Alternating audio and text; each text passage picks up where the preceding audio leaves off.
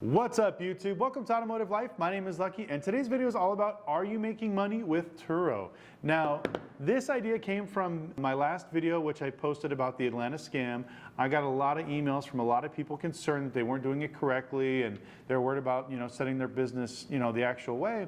And after going over some of the numbers with some of the people and everything else, a lot of these people were actually losing money with Turo. Now it sounds kind of weird, but there's a formula we use, which I'll kind of go over a little bit, but we're going to talk about some of the reasons why people lose money on Turo and some of the other platforms and how you need to structure yourself. Now before I get into that, I just want to remind people what this channel is all about. So Automotive Life is to teach people how to get into the automotive industry, whether you want to become a car dealer, sell cars, do finance, buy here, pay here. You want to open up your own rental car business, maybe do an online platform like Turo or Hire Car, or if you want to open up a body shop or auto repair shop to serve your community, make really good money, have fun fixing and flipping cars. This is what this channel's all about. So I kind of got a little bit hot on the Turo thing because as I was making some of the Turo videos, a lot of people were calling me and emailing me and stuff like that. But like I said, this channel is about a little bit of everything. So some of the stuff I'm going to explain today will help you not only with your rental car business, but also some of your other businesses. If you own fleet management services, stuff like that, this will definitely go there. Now, before I get into the video, if you could do me one huge favor and smash the like button for the YouTube algorithm, it helps me find more amazing people like yourselves that enjoy automotive content. Also, if you consider subscribing, I post epic stuff like this all the time. And also click the notification bell. I keep forgetting that.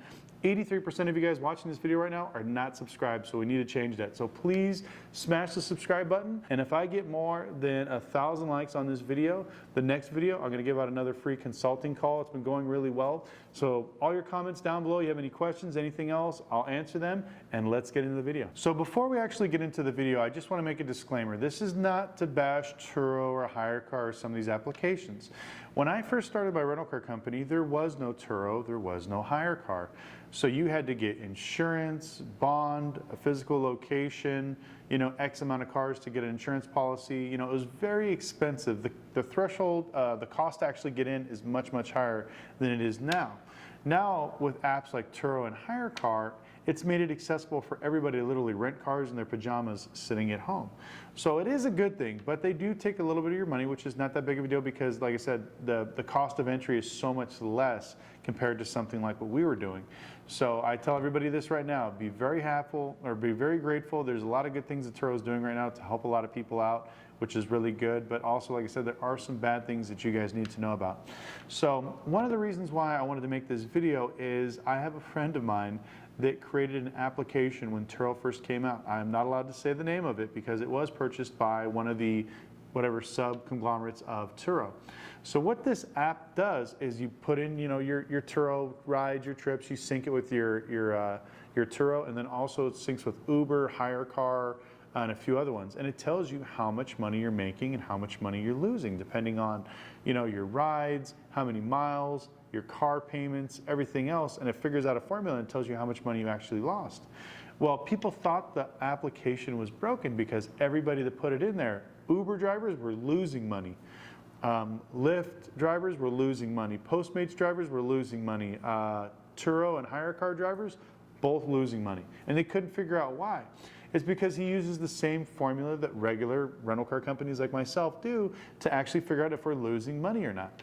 So, I was going to go to the board to write this, but unfortunately, it's actually in the middle of the day. I usually only film at night, and I was trying to write on the board, and it just looked awful, so I'm just going to tell you some bland numbers. I want to make this video kind of informative, but not too long.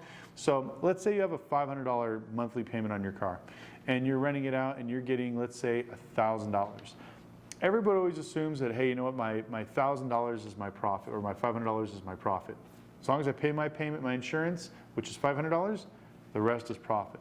One of the things that we show you, and especially the software that we use, every time you use a rental, depending on the miles, how long it was been out, and everything else, we count down for depreciation. Because like I said, you need to focus on paying off your car. That is the most important thing. Even like in some of our classes, we teach people literally for the first year, just focus on paying off your vehicles. It's like a nest egg that you're just building. When you actually sell the car, you get all that money back. Or you pay off the car, and then after that, you keep it for another year or two, and it's all profit. We teach you the principle of pay down. The next one is maintenance.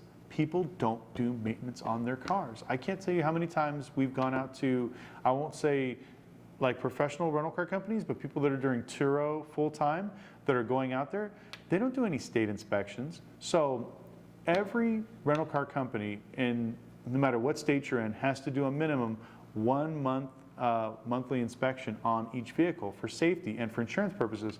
It protects me as the company. So if, let's say you're driving, you slam on the brakes, and if the tires are bald and you crash into somebody else, you could actually sue me for negligence.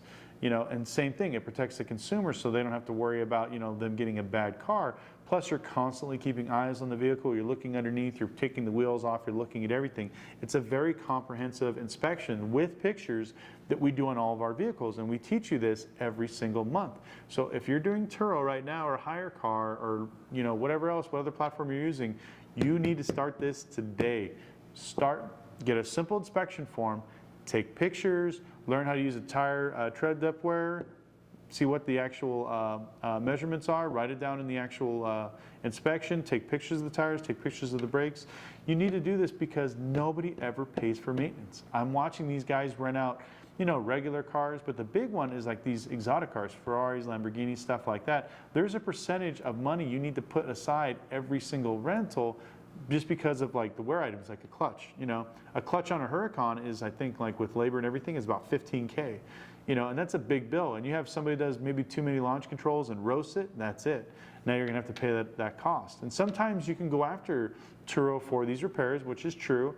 Other times they can't, because if you don't show documentation that you've been servicing the vehicle and it's inspected and you got pictures and stuff to back it up, that's why you need this type of stuff, because a lot of people have this misbelief, oh, well, Turo's gonna pay for it, or the insurance, the company's, the person's insurance is gonna pay for it.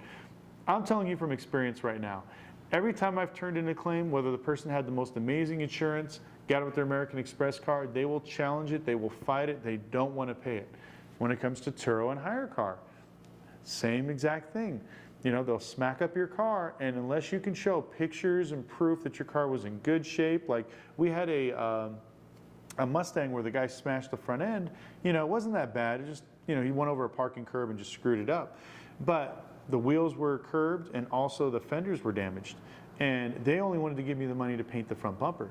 But I had pictures, I had all this stuff documented. Every time I got it back from a trip, we would just inspect it just because. So I pull out the inspection. Well, look, it was rented 4 days before. There's no damage on the wheels right here. And here's the actual blown up pictures, because I take more pictures with my actual iPad than what Turo makes me take with the phone. And I'm like, well, this is the day the gentleman rented it. This is what's in our software. This is what's in our system. Look at all these pictures. There are no damage to these wheels. There's nothing like that. You know, we took a walk around video so you can see there's no reflection. It's not lighting. It's not a blur. There was no damage to the rims or to the side of the fenders. So you need to not only pay me for the front bumper, but you need to pay me for the sides as well as the wheels. And you know, if you have the documentation to back it up, then they will go ahead and pay for that particular repair or whatever damage that the client did to you. But nobody ever goes through and does a thorough inspection, and you need to do it every month. If you're just starting out, I would recommend doing it every 2 weeks, especially, you know, if you have a nicer car, because you want to catch this stuff before it falls on the next person, because you don't want to bill somebody. Perfect example, I had a friend that has a Hellcat, and I'm going to tell you this right now. If you're going to rent out any type of Dodge, Hellcat, SRT, don't even waste your time. People just want to rent it and smoke the tires off it, just kind of like this gentleman. So he looked at it, and you know, the car looked good. When he picked it up, customer drove it, brought it back. He did a quick walk around, everything looked good. Customer left. Well, when you do burnouts, the outside of your tires look fine. So he kind of looked on the outside and saw the tread was good and everything was fine, but the inside of the tires wear when you do burnouts. So when he got it up on the lift, the middles of his tires were bald. And so he's freaking out, and he's like, well, man, now I got $1,400 in tires I got to buy. And I'm like, you know, he couldn't tell you if the last customer that did it, the customer before then, or maybe 4 customers back. So this is some of the stuff you need to look at. You need to develop a procedure for inspecting your vehicles so you don't have to worry about that. So, you know, we already talked about depreciation. Like I said, pay down your car, figure out a formula where if your payment's $500 with your insurance every month and you're making an additional $500, keep $100 extra for principal pay down, and then take $100 for actual maintenance and start putting that in your vehicle. And you don't have to actually like spend that money on your vehicle, just keep it away from your profits. We have like almost like a slush fund, like a warranty thing where we put the money in a separate account. So every time we have maintenance issues, we basically take from that piggy bank and we pay to fix all the other cars. And then that gives us a chance to, we bill whatever that is to the person's insurance company, to their credit cards, to, you know, their the rental car apps like Turo Hire Car. You know, you want to set that up so this way you're not losing your money. The very next thing is you know, when they sell the car, a lot of people don't think about the exit strategy of their vehicles. You know, one of the things we preach is when you first start out, don't go out and buy 30 cars, just buy one car. Start out very simple, something basic, something cheap, something easy that, you know, if for some reason that maybe the rental car business is not for you, you don't mind keeping. Start with that car, drive it around, get the rentals, get the lists on there, see how people are renting it, see if you're actually going to like it. After they've used it for a little while, then you decide to expand and go more. But a lot of these people, they don't pick the right cars. So, perfect example, Priuses. I know everybody loves them. You're going to hear all these people saying that like, oh, the Uber and Lyft drivers want them. That's what everybody wants. I'm the first one to tell you, never buy hybrids because the cost of maintenance is almost double than a regular car.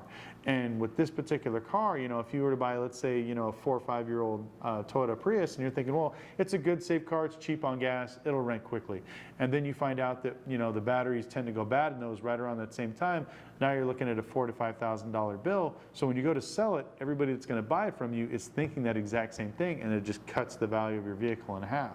So, you know, we talked about exit strategies in a few of our other videos. Make sure you do that. But then also, you got to pay yourself for your time. You know, if you're dropping these cars off, if you're washing these cars, if you're doing all these things, you need to make sure that you're actually, you know, compensating yourself for your time. Because the first rule of business, a lot of people will laugh at this, you pay yourself first. And the reason why we do this is because that'll let you know if you're really making any money. So some of the phone calls we went off of yesterday, you know, like let's use that numbers that we used before, where let's say $500 for insurance and your car payment. Let's take that away. Now you got $500 left. You take, let's say, $100 out for maintenance. You take $100 out for principal pay down.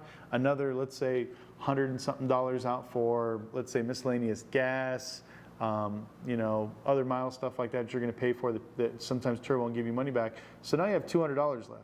And let's say this is for the month, and you went out, you washed it maybe 3 or 4 times, you drove it across town, and so you balance out your time, and it's like $2.88. And that's what the application that my friend sold people and basically got people to realize that after putting all these numbers in, your time, the effort, the cost of ownership, everything else, you're actually losing money. That's why these companies were so fast to buy up his application, because it shows that the average, I think like Uber or Lyft driver, were making less than $2 an hour. And people that were renting on Turo were making less than, I think it was like $18 a day was what the average is. Now, you know, that's with regular cars, doesn't count for exotics, but it's a very good eye-opener, an indicator showing you that these companies are making money off of you, which they're taking, like I said, most of the risk. They have big insurance policies, stuff like that. But Turo to me is almost like a starter job, like McDonald's. If you're going to McDonald's and you get your job out of high school, it's a great thing. If you want to pursue management and stay at McDonald's, hey, more power to you. But I always recommend that as a stepping stone to getting to the next level. You know, when it comes to Turo, that is the starting step for, you know, your rental car business or your automotive journey. If you decide, you know what, I love the rental car business, I like the industry, I like the way it's set up, then go ahead and get legit and get a rental car license. Quit wasting time just doing Turo hour and hour again, buying cars with other people and all this other crazy stuff. I'm gonna do another video about that one. People like hiring people to go buy cars with their credit so they can rent them out. If you're watching this, don't ever do that. Don't let somebody talk you into buying a car in your name and them renting it out. It's gonna go along the same things of this other guy that I just talked about in the other Atlanta video. Don't do it. So, but if you set yourself up right, we can get you your business license, we can get you lines of credit, you can go out and buy multiple cars without screwing up your personal credit. That's the best part, which I'm gonna make a video on that one because I've gotten, I think half the emails that I got out of the list there were all from people asking how do I get the car out of my personal name into an LLC. So hold on for that one. That video will be coming soon. But sorry, I don't want to rant a little bit. I just wanted to kind of bring this video up because I thought it'd be something funny and interesting, you know, especially after these phone calls and seeing how much money people were losing and what they were going through. But anyways, if you learned anything, please smash the like button. I truly appreciate it. Also, like I said, consider subscribing. I post great stuff like this all the time. Also, click that notification bell. We're posting 3 times a week. Also, if you haven't followed me already on Instagram, please do. It's automotive.life, and we'll see you next video.